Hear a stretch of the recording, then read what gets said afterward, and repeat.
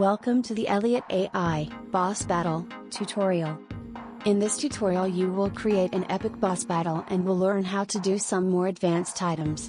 You will get a deeper look at how to create Eliot AI agents. By the end of this tutorial you would have the skills required to create your own epic boss battles in your own games using any humanoid style 3D character. Begin by creating a new project.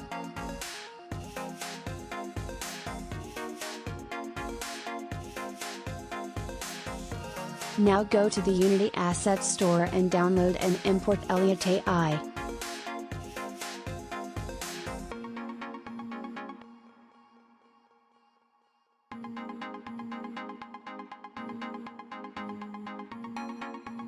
Once imported you will see the welcome screen.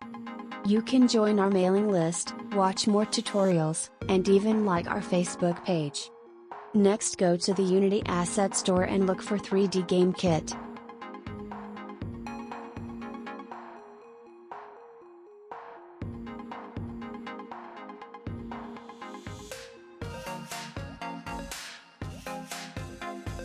Select the 3D Game Kit character pack, and download it. We will use the character pack for the rest of these tutorials.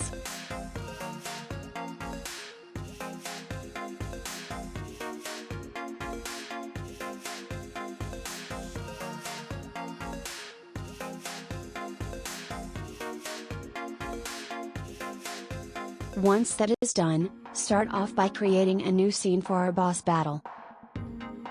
Save the scene in the Scenes folder. Now right-click on the hierarchy window and select 3D Object, Plane.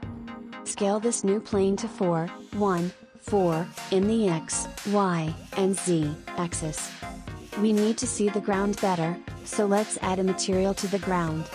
Select the mesh renderer and change the material to Eliot AI Grid. Make sure to mark the plane object as static. Next go to Eliot AI, Resources, Base Prefabs, and click and drag the Eliot AI Base TPS Player prefab onto the plane in the scene.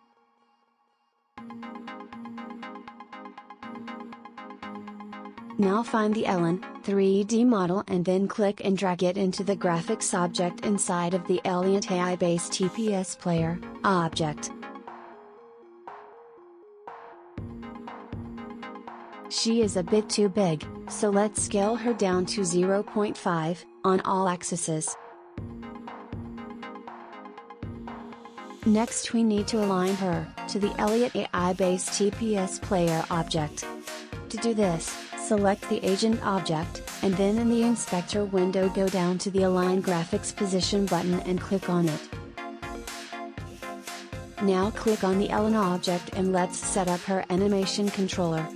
Select the base controller and then find it in the project view. Next duplicate this controller and rename it to TPS Player.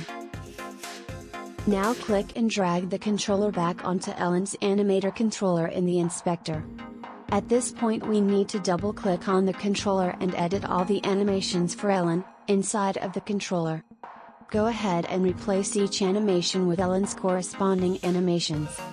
Please make note that we recommend you use this animation controller as it is specifically programmed for Eliot AI, and will make your integrations easier. You can currently use any bipedal Mechanim character with our custom-built character controller. Now that we have successfully set up the animation controller, let's make sure that the Ellen object does not have root motion enabled. Let's now set up our player's camera.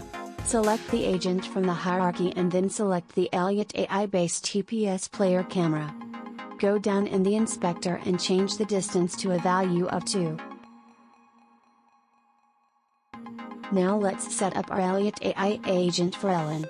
Start by selecting the agent and setting the skill to TPS Player Shoot.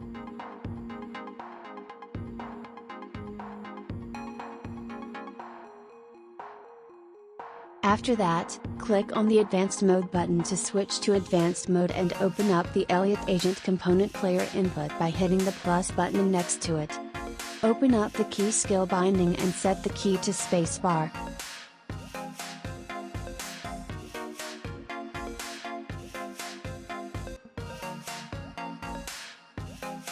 Now select the skill inside the project window and then find the projectile prefab in the inspector window.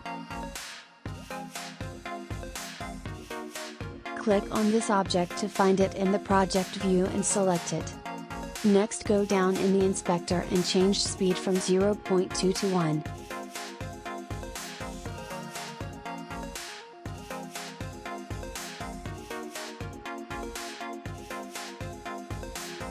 Now select the agent again and let's open up the motion section. Hit the Can Run checkbox, and then change the run speed to 3.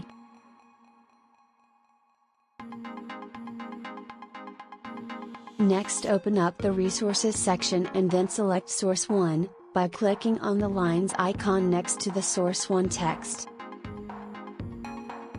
Now open up the Events section and then go down to the On Empty area and click the plus button to add a new item.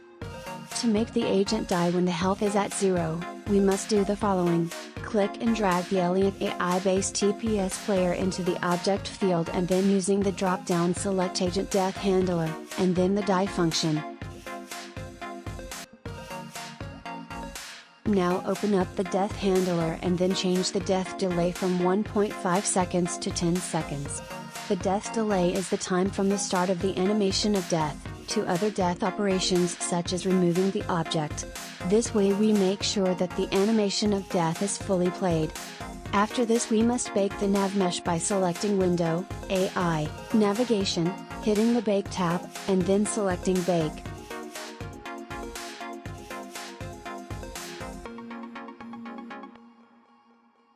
If we run this right now we will notice that the player seems to be floating in the air. To fix this we must reposition the player by changing the navmesh base offset. Let's reposition the agent's navmesh base offset to -0.1.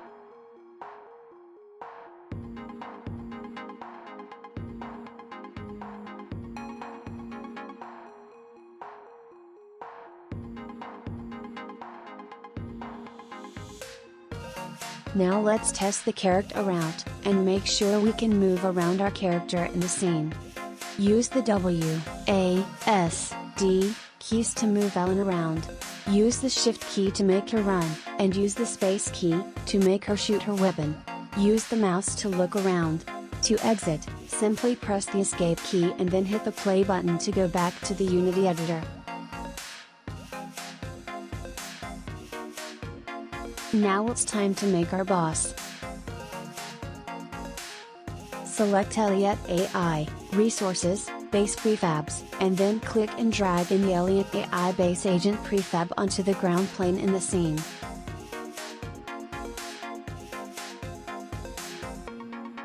Now get the Grenadier object from the project view and drag it onto the graphics object inside of the new Eliot AI agent.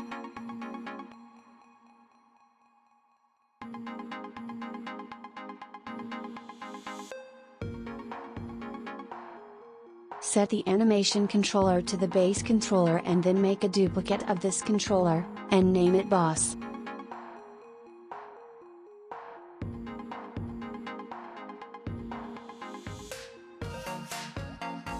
Click and drag it back into the Grenadier object and then double click on it, so we can start replacing animations. Replace the death and hit animations, but once we get to the actions area we are going to add a new specific node to the animation states. For this agent we are going to use multiple different skills and thus we need to add an animation state to do that. These skills use different animations. Begin by zooming in and then right click on any empty area and select the Create State, and then the Empty option. Select the skill state and call it Melee Attack.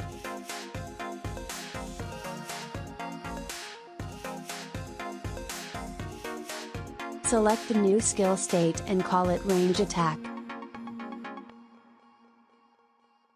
Next, right-click on the Any State node and then create a new transition to the Range Attack node. Right-click on the Range Attack node and then make a transition to the Exit node. Now replace the animations for Melee Attack and Range Attack.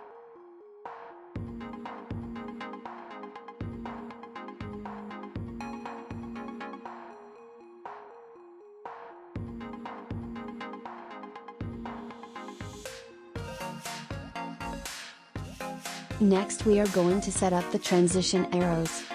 Start by selecting the transition arrow from any state to the melee attack state.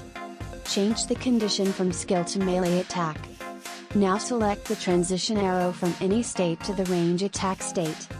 Click on the plus button to add a new condition and select the range attack condition and make sure it is set to true.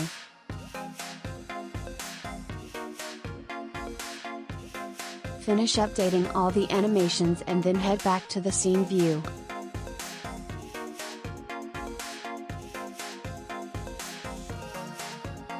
Make sure the Grenadier animator has root motion enabled. Now click and drag the Grenadier graphics object outside of the Eliot AI base agent. Press the F key on the keyboard to focus the view and then resize the capsule collider and the nav mesh to match the Grenadier model. Set the capsule collider radius to approximately a size that will fit the Grenadier object. In this case about 1.5 works well.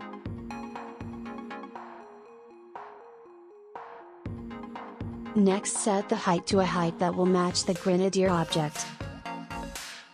In this case about 4.5 would be close enough.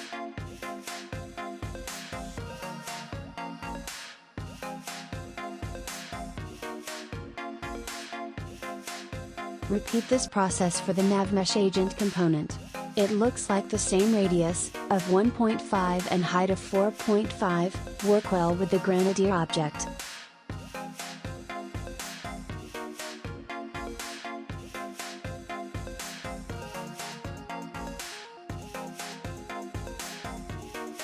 Now let's adjust the Y value of the center of the capsule collider to about 2.1.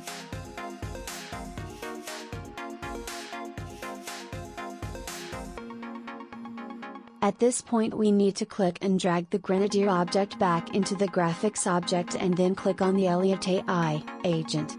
Then we need to click on the Align Graphics Position button again. Now set the team to boss and select the behavior TPS boss Eliot AI.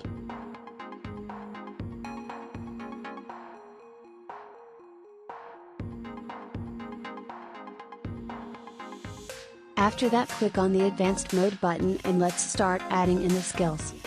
Add TPS boss melee attack, TPS boss range attack, and TPS boss range attack rage. We add these skills because they are used by the behavior.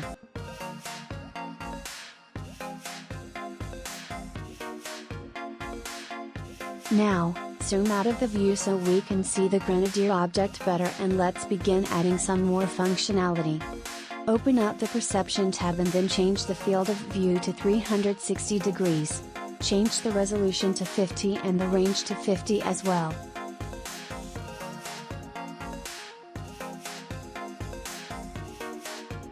The resolution is the number of rays that are cast out from the object, and the range determines how far the AI can see.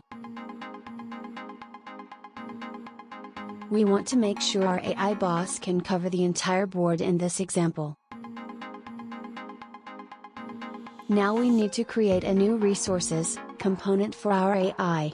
Begin by removing the current one that is auto-generated, by hitting the X button next to it. Next click on the Add Agent Component button, and then from the list add the agent resources by clicking on it. Now let's open the Resources section and then under the Resources Profiles hit the plus button to add the default resources item.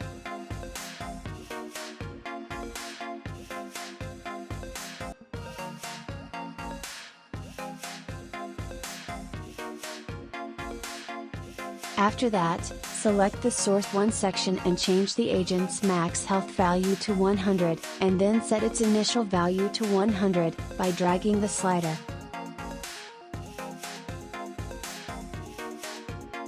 Now let's open up the Events area and go to the On Empty section. Hit the plus button and then click and drag the Eliot AI base agent into the inspector, and then from the drop-down select Agent Death Handler, and then the die function.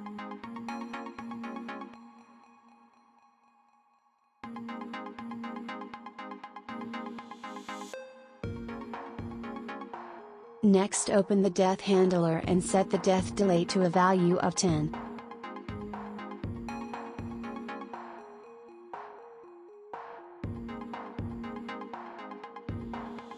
Let's now hit the play button and test this out.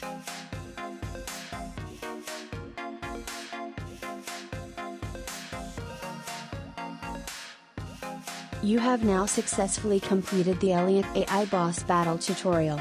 Congratulations! For more updates and information about Eliot AI, please join our mailing list by visiting our website at www.elliot-ai.com.